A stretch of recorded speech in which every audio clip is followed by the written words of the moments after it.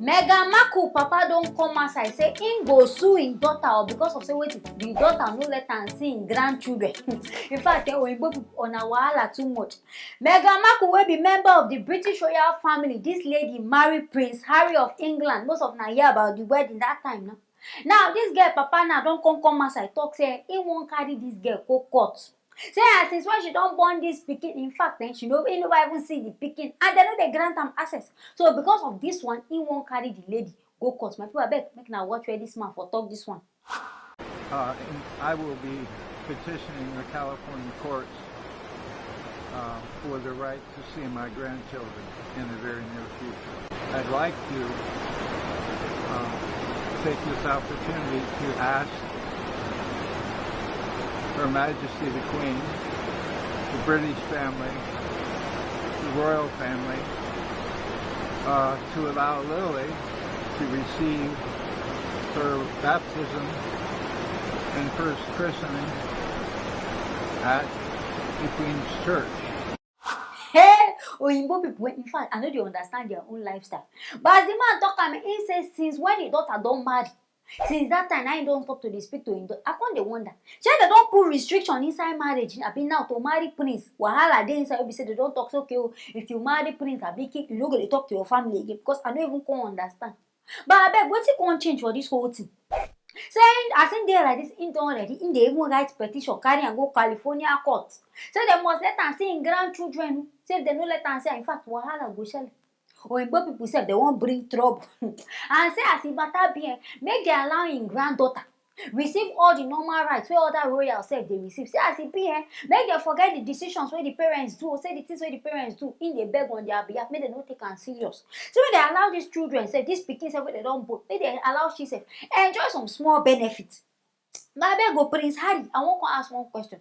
I beg go, what to make una restrict this man from seeing him grandpikin? What to make una restrict am from seeing him grandpikin? Because I don't understand. Person talk say you don't born, fine. Now in grandchildren, make him see children say, and I say no. Now again me I come dey think say it be like say this man don't do something. Maybe when this girl, this man, well Meghan, this man no dey even give them face. Maybe this man no dey even care. Maybe this man don't bullshit the girl, don't even abandon her. Now when be say you see say the girl don't enter rich family, the girl don't blow. Now there your eye won't come tear say you want see your grand, which grandpikin? Now you even born the pikin. And in fact, the oyinbo people, make una no talk say they even dey stupid. No be you born pikin, now you want to claim right. Now you want go court on top of pikin wey no be your own. In fact, things the kind things wey dey happen inside this America be na abroad, I no dey even understand. Now she wan go carry this woman. What if court come talk say no? But me, I feel say as a normal person, this man suppose get right. You suppose get right to these children because last na in grandchildren. If something do you one day, at least they go refer, make themselves know that maybe just one even born. Make we reason and say this man just want get small bond with his family, with this pikin. Now make they do all this kind thing. And Baba, I beg if you know so you don't offend this Meghan, call her, apologize. Not be about carrying the girl to court because not be you born this pikin. Not be you born her. So the essence of you carrying her to court, it never even makes sense at all. So fix your, if you know say na something where you do where they wrong, fix am because me as I dey hear am, I hear say this man, he know they even get these girls. In fact, he don't bullshit the girl well. So I don't know why now. Yeah, now based on say one blow, because based on say he just want become popular. I don't know. Yeah, now reason we make and do all this kind of thing. But if na that one after, just go sit down for one place because this girl no even get your time. So the court where they go now, we never even know where court go accept them, they no go accept them. But as the matter they go, my people go they bring them come. I hear this one, I want to make her bring them come, make na service na ear. Here what they happen. Anything when I feel about this whole matter, what I just hear now, write them inside the comment section. Make sure don't forget to like and also share this video. I will see you now for our next video. Heavy rain just storm New York City. It be like say this rain mad though, because as we gather, they talk say this rain e scatter everything. In fact, it don't cause trouble inside New York City.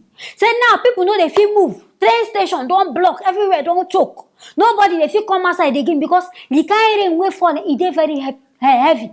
I can't even happy say at least recently now one kind sun come outside. Where be say people clothes they burn, grass they burn and this.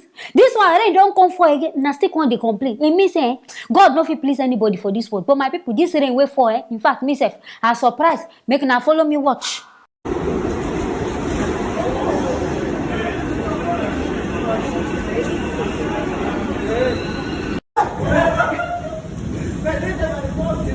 everything in a trash bag. Trash bag boys. No.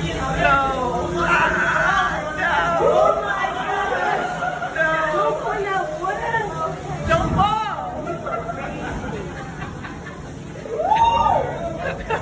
It just got filled up.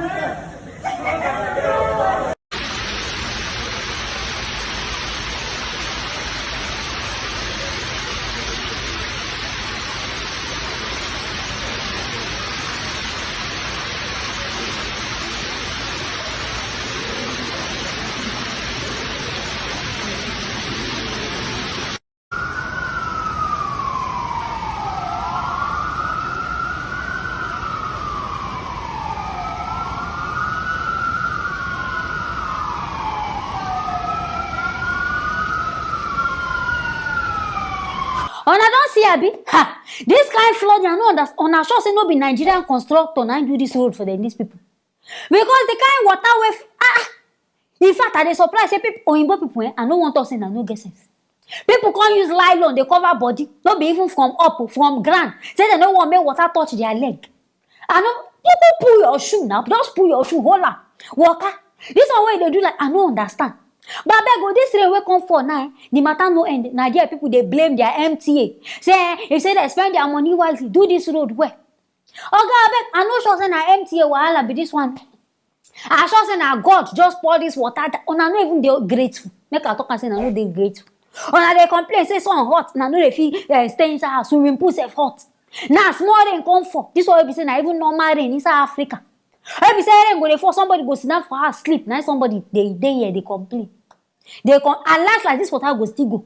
But this flood, even people mean say Nigeria and some other countries better. Honestly, this water black. Even dirty water inside Lekki no they black like this. I bet what thing I come put inside na gutter.